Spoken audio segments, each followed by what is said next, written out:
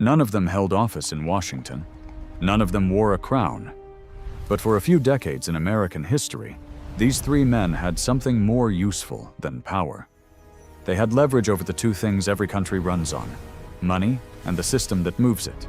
You already met the robber barons who owned the tracks, the steel, and the oil. This is the story of the men who owned something more dangerous. Not the railroads, not the factories, the systems underneath all of it. The banks, the markets, the government itself. History barely remembers their names the way it remembers Rockefellers, but in their own time, one was called the most hated man in America. Another was accused by his own government of destroying evidence. And the third quietly held more power over the US economy than the president, without ever being elected to anything. One man locked the doors of his own house and refused to let the most powerful bankers in America leave until they saved the country. One man tried to corner the entire supply of gold in the United States, using the president's own brother-in-law as his inside man. One man was the governor of a state, while his own company collected millions in public money from the government he ran. This is what it looked like when private citizens decided the fate of a nation. New York, February 1895. The United States government is technically out of money. The Treasury's gold reserve, the thing backing every dollar in circulation, has collapsed to $9 million. If the government can't find more within days, America will default on its debt for the first time in history. President Grover Cleveland has one option, and he hates it. There's a banker in New York who might save the country, and Cleveland knows exactly what it will cost him politically to take help from Wall Street. The banker doesn't wait for an invitation. He boards a train to Washington. When Cleveland refuses to see him, he sends back a message. "I have come down to see the president, and I am going to stay here until I see him." Cleveland sees him the next morning. His name is J.P. Morgan. By the time he leaves, he's personally arranged to hand the U.S. government $65 million in gold, pulled from his own banking syndicate, in exchange for government bonds. One private citizen has just kept the United States solvent. He'll do it again 12 years later, and almost no one will fully grasp how much power one man was allowed to hold. By 1907, Morgan is 70, semi-retired, spending his days collecting art. Then a banking panic hits New York, and there's no Federal Reserve, no agency built to stop it. Just Morgan, and 40 of the country's top bankers crowded into his private library on a Thursday night. He locks the doors, pockets the key, tells the room no one leaves until they agree to a rescue plan. They sign at 4:45 in the morning. The panic breaks. Crowds cheer his carriage in the street. But Congress can't stop asking the colder question underneath it. What happens next time if the man in the library doesn't feel like helping? That question is the entire reason the Federal Reserve exists today. Here's how he got that kind of power in the first place. Morgan didn't strike it rich on one lucky deal. He built his fortune by taking over other men's chaos. His father was already a banker in London, which gave Morgan something rarer than money: access. He used it to buy up failing, disorganized railroads, strip out their waste, install his own men on their boards, and force rival companies to stop competing and start merging, a process Wall Street simply started calling Morganization. By 1901, he'd turned that playbook towards steel. In a single conversation relayed through an intermediary on a golf course, Morgan agreed to buy Andrew Carnegie's entire steel empire for $480 million, then folded it into a new company, U.S. Steel, the first business in world history worth over $1 billion. He didn't build factories. He built the deals that decided who got to run them. Morgan died in 1913, the same year the Federal Reserve was finally created, as if the country had been waiting for him to be gone before it dared build something that didn't need him. But Morgan wasn't the only one who understood that owning the system beats owning the product.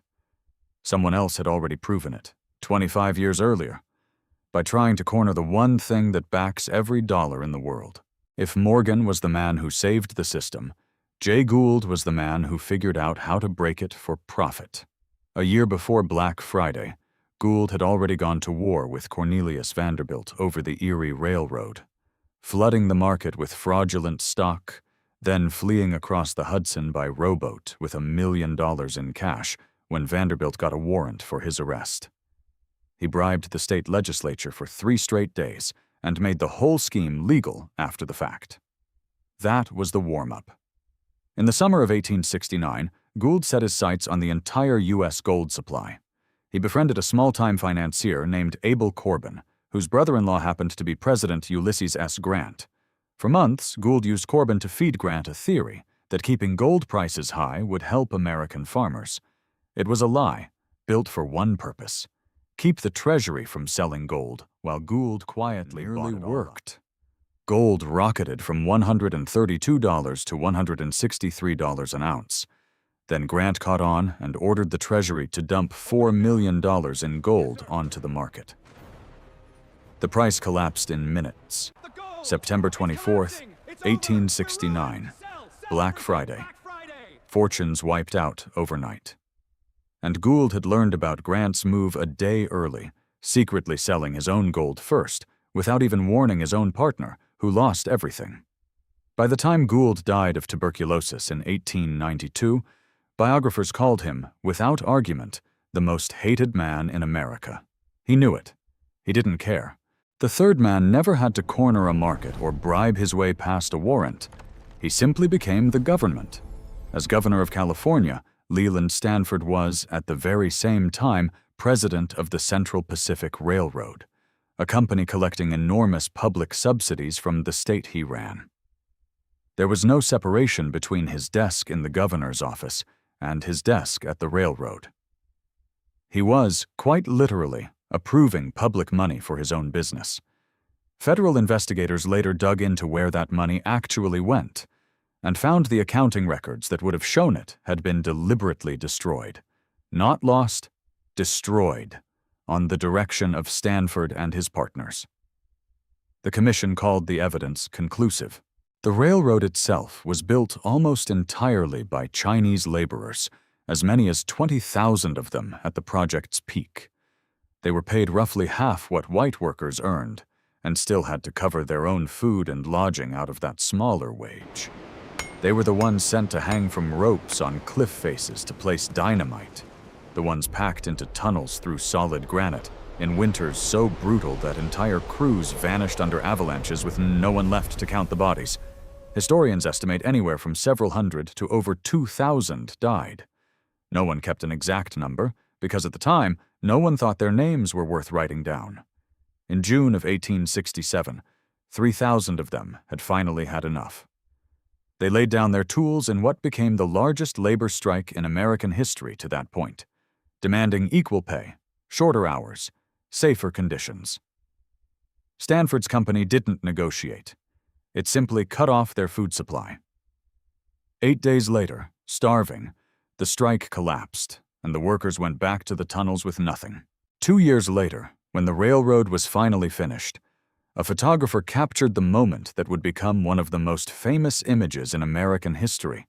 Officials and engineers gathered around the final spike, champagne practically in the air. Look closely at that photograph today.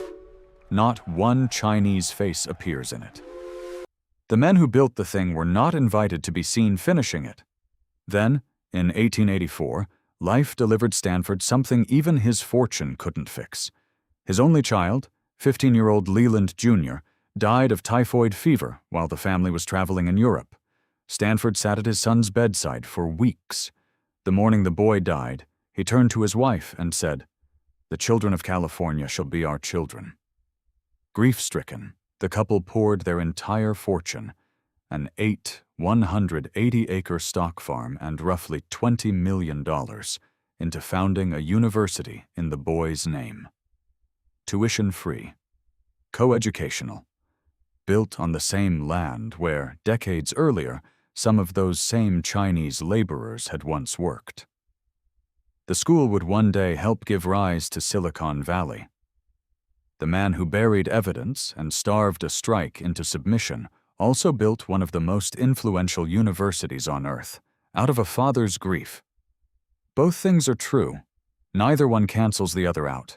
3 men, 3 different systems: money, Markets, government. None of them owned a factory. None of them needed to. They owned the rules everyone else had to play by. We call men like that robber barons when we read about them in textbooks, safely tucked behind 100 years of hindsight. But the name was never really about railroads or steel. It was about power that hides in plain sight, power that doesn't announce itself with a crown or an army, just with a signature on the right piece of paper at the right moment.